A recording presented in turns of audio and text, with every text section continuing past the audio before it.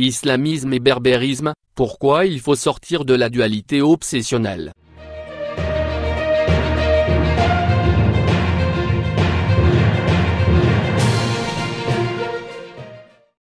Votre réponse à mon texte. Voilà pourquoi je ne suis pas solidaire du printemps berbère. Laisse entrevoir une tentative désespérée de réduction de mon propos à la rhétorique obsessionnelle exprimée par ce mouvement identitaire. Celle de contester la conception de notre identité nationale, imposée par le pouvoir, par son affiliation à la sphère civilisationnelle arabo-islamique, et la volonté de lui opposer une identité amazighe qui s'inscrirait dans un cadre civilisationnel transnational, nord-africain, Tamazgha. En atteste le choix du qualificatif de votre mouvement par printemps berbère, au lieu de printemps algérien. Ce qui vous fait dire, en s'adressant à ma personne, que vous vous positionnez dans le camp adverse, celui des badicistes. Pour vous, donc, où on adhère à l'idéologie berbériste ou on est avec les badicistes. Vous conviendrez que c'est une réduction trop simpliste qui vient confirmer votre rhétorique dualiste qui balayerait d'un revers de la main toutes les nuances que j'ai précisées dans mon analyse pour ouvrir la voie à une troisième opportunité qui se situerait au-delà de cette dualité. Cette troisième voie transcendant la dualité antagonique, arabo-islamisme contre berbérisme, serait articulée autour d'une citoyenneté émancipée de toute référence ethnique et son inscription dans une algérianité métissée et transculturelle. Seule condition pour une refondation nationale qui consacrerait le parler algérien comme langue nationale. Le parler algérien d'Erja, entendu comme la langue tamazight enrichie d'apports exogènes depuis des millénaires et non pas en tant qu'arabe algérien, comme le définissent, faussement, les idéologues intéressés et les linguistes d'occasion. L'inscription dans cette dualité obsessionnelle, qui est à l'origine de la revendication du multiculturalisme par la plateforme du printemps berbère, constitue une véritable barrière à la perception de cette troisième voie, que l'on peut qualifier d'algérianisme. Car, la revendication du multiculturalisme, entendue comme une volonté de ghettoisation des cultures locales, constitue par essence un obstacle aux interactions interculturelles, qui empêcherait le processus d'acculturation nécessaire à la formation d'une identité nationale transcendant tous les particularismes locaux.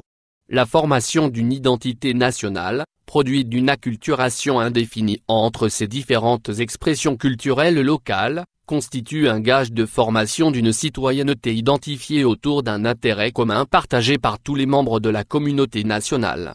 Elle laisse aussi, et surtout, la porte ouverte à l'interculturalité avec les différentes cultures de l'humanité entière pour atteindre l'universel. L'absence d'un dialogue interculturel entre arabo-islamisme et berbérisme aura pour conséquence de pousser les uns et les autres vers une impasse insurmontable.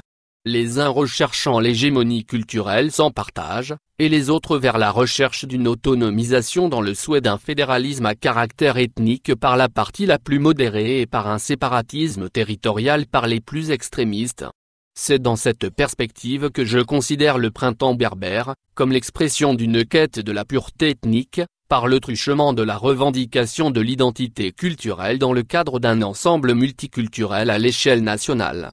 Puisque, dans notre cas, la culture est l'expression de l'ethnie qu'il a véhiculée par extension de la confédération ethnique à laquelle elle est solidaire par un référent commun, en l'occurrence le tamazight.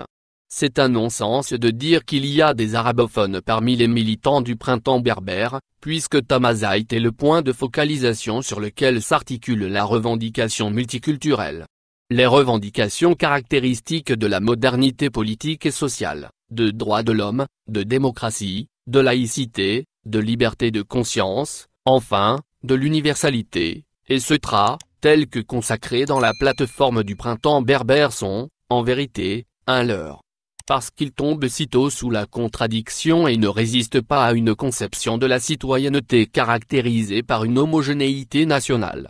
Ces considérations n'auront du sens que si elles s'inscrivent dans des valeurs communes et un intérêt commun à tous les individus qui composent la nation. Quant à la revendication de la derja dans la plateforme du printemps berbère, cela participe de la même stratégie discursive des berbéristes pour légitimer la revendication du multiculturalisme. On est donc en droit de conclure que l'on a affaire, avec le printemps berbère, à une volonté inconsciente de repli identitaire dans la pureté ethnique et sa ghettoisation culturelle par rapport au foyer national. Cette volonté inconsciente de repli identitaire peut refléter en définitive une inaptitude aux besoins d'émancipation vers la transculturalité et aux valeurs de modernité politique républicaine. Cette volonté inconsciente de repli identitaire est commune aux sociétés traditionnelles confrontées au processus de transition vers la modernité. C'est une résistance psychopolitique qui a été théorisée par le philosophe serbe Radomir Konstantinović dans son ouvrage Philosophie Japalan que la philosophie de Bourg, dans lequel il écrit que la philosophie de Bourg est prétentieuse, provinciale, misérable à la fois, celle qui se construit sur l'expérience manquée, sur la simulation systématique, sur l'universel vide et abstrait et sur le manque de sujet. Elle serait l'expression d'un nous cantonné dans une région enclavée, qui entend se préserver de toute intrusion culturelle et ethnique exogène, d'où le rejet de toute forme de métissage et d'acculturation. Radomir Konstantinović contribue avec ses moyens à la mort de l'identité, depuis qu'Adolf Hitler avait provoqué son effondrement, comme l'avait fait avant lui Friedrich Nietzsche, par la mise à mort de Dieu. C'est dans cet esprit que j'ai fait le parallèle entre la recherche de la pureté ethnique, culturelle et identitaire des berbéristes et le nazisme, entendu dans son acception extensive. Bien évidemment, les considérations antisémites et expansionnistes ne sont que l'imagination de mauvaise foi de mes contradicteurs.